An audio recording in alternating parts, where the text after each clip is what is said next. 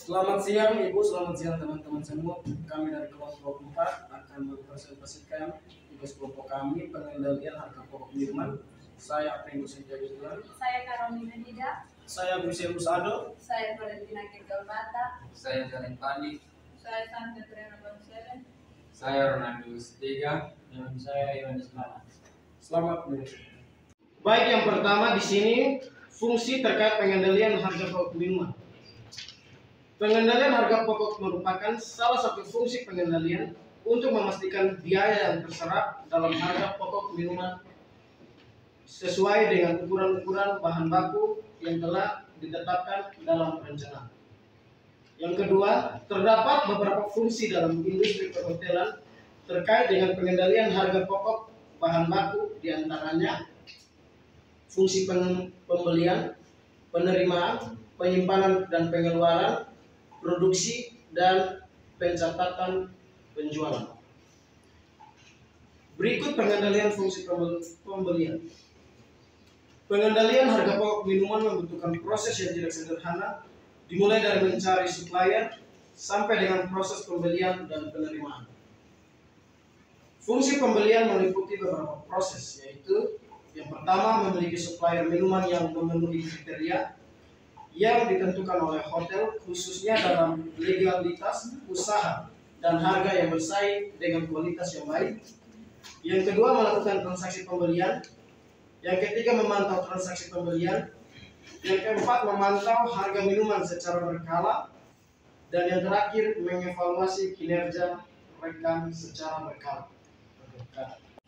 Baik, yang berikut pengendalian fungsi penerimaan. Aktivitas penerimaan bahan baku minuman perlu dikendalikan karena fungsinya adalah untuk memastikan jenis minuman sesuai dengan mutu, jenis, merek dagang, harga, dan pesanan yang telah ditentukan. Setelah pembelian diterima dan dicek oleh bagian penerimaan bersama cost control, dapat susun laporan penerimaan persediaan minuman harian.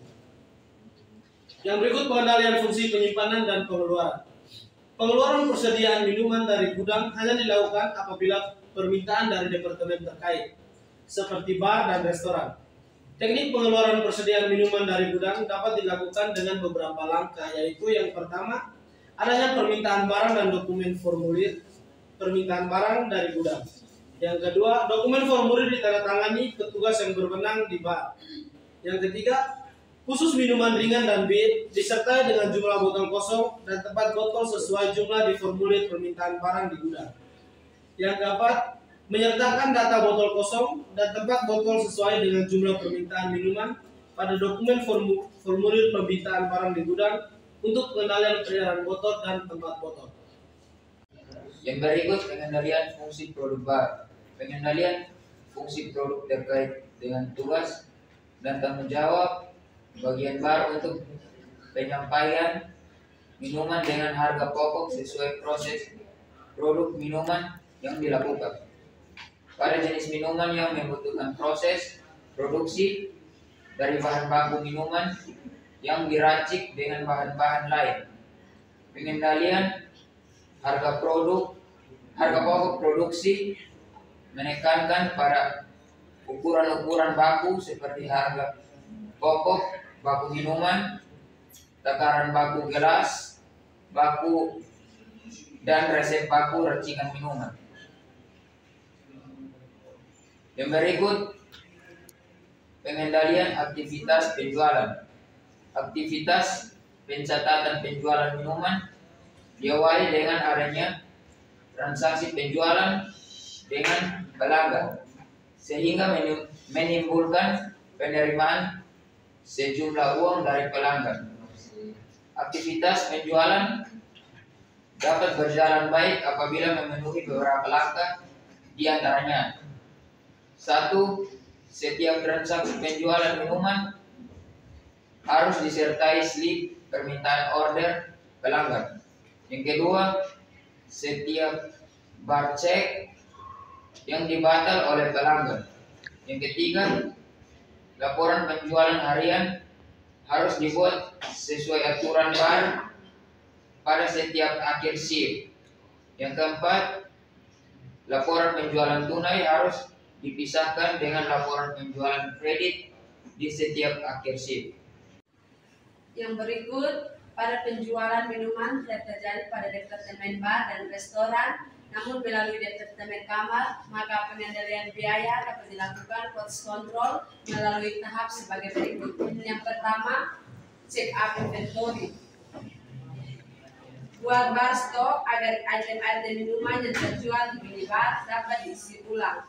Yang kedua, cost control harus selalu mengecek secara periodik item minuman di minibar. Yang ketiga, cost control dan food and breakfast.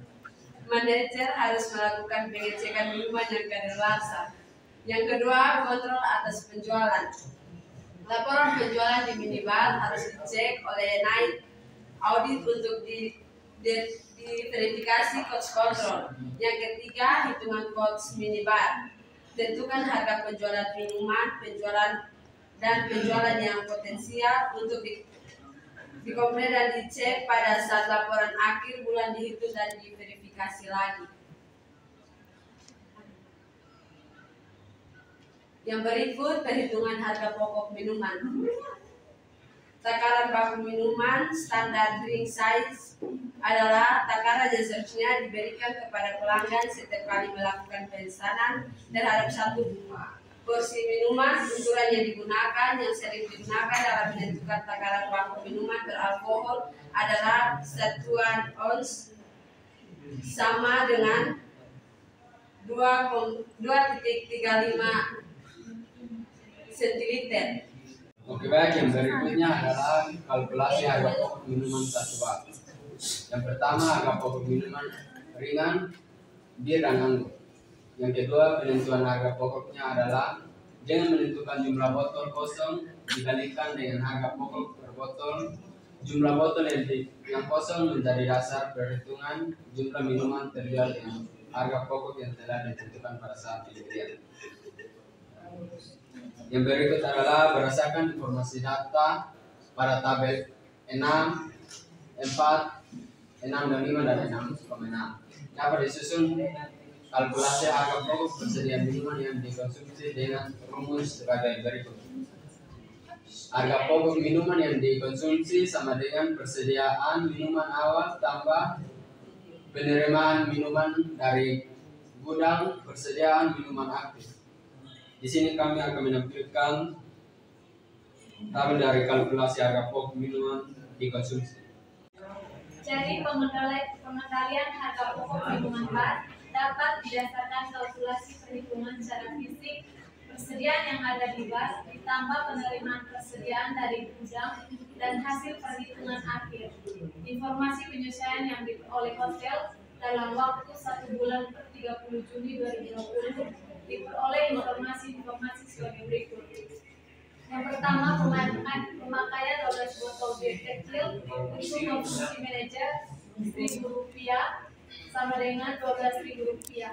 Yang kedua, pemakaian 10 botol bir besar untuk menjamu rekan agen biro perjalanan Rp1.500 sama dengan Rp15.000. Pemakaian 10 botol minuman ringan untuk keperluan rapat manajer Rp750.000 sama dengan Rp7.500. Menerima pemesanan kacang, bensin dan buah jeruk dari bagian inventory untuk konsumsi bar Rp18.000. Di bawah ini adalah tabel kalkulasi harga pokok persediaan minuman bar dan restoran. Kalkulasi harga pokok persediaan makanan per 30 Juni 2020.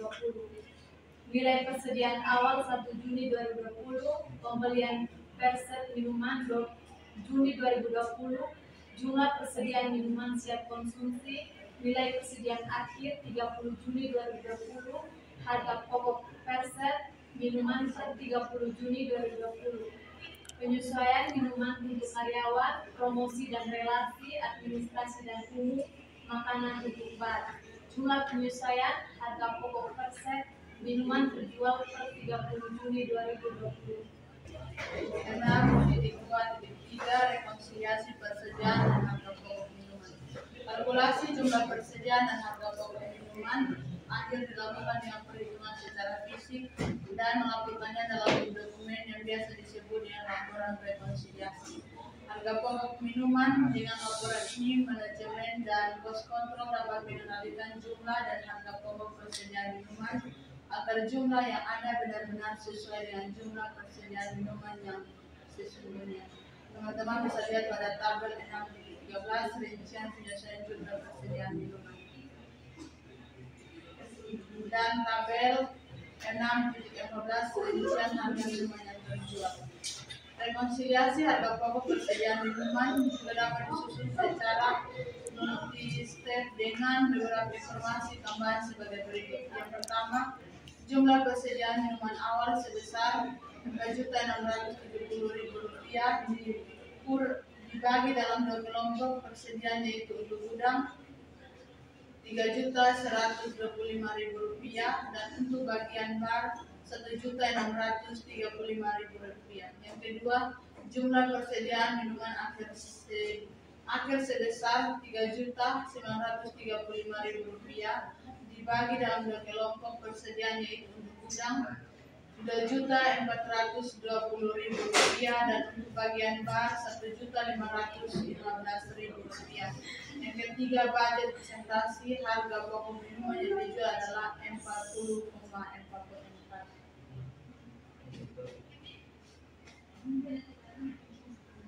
Tabel 6.15 laporan harga pokok persediaan minuman. 6.3 perhitungan persentase harga pokok minuman. Persentase harga pokok produksi minuman dapat diformulasikan dengan rumus cost of average sama dengan pemakaian bahan baku minuman bagi penjualan minuman kali 100%. Sedangkan untuk menghitung pemakaian bahan baku minuman dapat dikalkulasi dengan rumus pemakaian bahan baku minuman sama dengan persediaan awal tambah pembelian bahan baku minuman kurang hasil stok opname akhir bulan kurang komplimen. Baik, selanjutnya adalah contoh pemakaian bahan baku minuman. Di sini ada penjelasannya. Persediaan awal bersama 2020 sebesar 8 juta. Pembelian bahan baku bulan April 2020 30 juta dengan jumlah total bahan yang digunakan sebesar 43 juta. Persediaan akhir per 30 April 2020 sebesar 30 juta dan jumlah pemakaian persediaan minuman itu dikurang dari 43 juta jadi totalnya 40 juta dan penggunaan bahan minuman untuk komplimen sebesar 2.500.000 dikurangi lagi dengan jumlah pemakaian persediaan minuman dengan total 30.500.000 rupiah. Setelah diketahui pemakaian bahan baku minumannya, maka besarnya persentase cost of beverage dapat ditentukan dengan rumus berikut. Itu ada cost of beverage sama dengan pemakaian bahan baku untuk minuman dibagi dengan penjualan minuman dikali 100%. Dan untuk lanjutan dari rumus yang tadi, cost beverage dengan total tadi 37.500.000 dibagi dengan 100 juta dikali 100%. Cost of beverage-nya itu yaitu 37.500.000 dibagi 100 juta kali 100% dengan totalnya itu 38%. Jadi presentasi besarnya penggunaan bahan baku minuman adalah sebesar 38% dari total penjualan minuman. Baik, itu sekian adalah presentasi dari kelompok kami mengenai pengendalian biaya akuntansi. Sekian dan terima kasih. Demikian hasil presentasi dari kelompok kami. Semoga apa yang kami presentasikan dapat menjadi pembelajaran bagi kita semua. Terima kasih.